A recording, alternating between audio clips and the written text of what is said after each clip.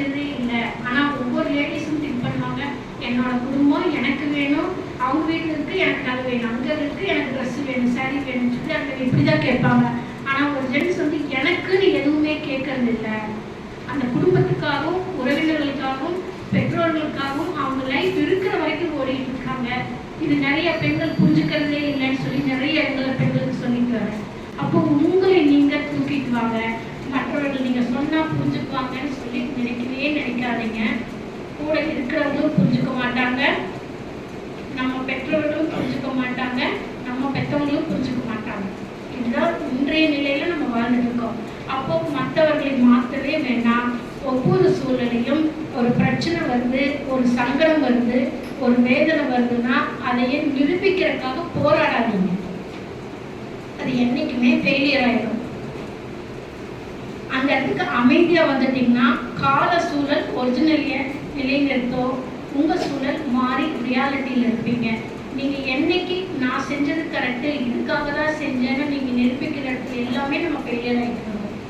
அப்போ நம்ம வாழ்க்கை சூழலை மாற்றுறதுக்கு, இந்த ஹாப்பி ரிட்டைர்மெண்ட் லைஃப்ல நம்மளை நம்ம மகிழ்ச்சியா வைக்கிறதுக்கு பல வழிகள் இருக்கு.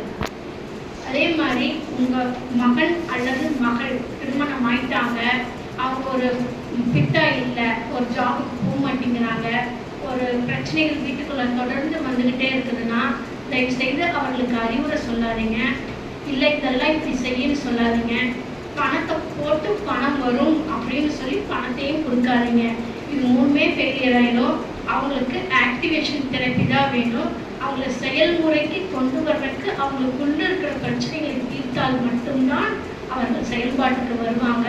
அதனால இன்னைக்கு 1 லட்சம் போட்டால் வரும்னு சொல்லி இன்னைக்கு 1 லட்சம் கொடுத்தீங்கன்னா அது அடுத்த நாளே ஒன்றும் இல்லாமல் போயிடும். ஏன்னாங்க நான் நிறைய பார்க்குறோம். இப்போ போன வாரம் கூட ஒரு ரிட்டையர்ட் ஆகிட்டு 3 மாதம் தான் ஆகுது. அவர் ரிட்டையர்ட் ஆனோம்னா அவங்க பையன் இருந்துட்டு நான் ஆன்லைன் ட்ரேடிங் பண்ணுறேன், எனக்கு 2 லட்சம் கொடுங்க, ஒரே மாதத்துல 3 லட்சம் வரும், உங்களுக்கு திருப்பி கொடுத்துட்றேன். நான் போட்டான் 1 லட்சம் போட்டான், 1 லட்சம் வந்துச்சு. 2வது 2 லட்சம் போட்டார், 3வது 3 லட்சம் போட்டார். அப்படியே போயிடுச்சு. ரிட்டையர்ட் ஆகிட்டு வந்த அமௌண்ட்ல குறைஞ்சது 1 மாதத்துக்குள்ள 3 லட்சம் போயிடுச்சு. அப்போ பணத்தை போட்டா பணம் வராது. நம்மளோட உழைப்பு இருந்தால் மட்டும்தான் பணம் வரும். இதை நீங்க எடுத்து சொன்னீங்கன்னா உங்க மேல கோவப்படுவாங்க.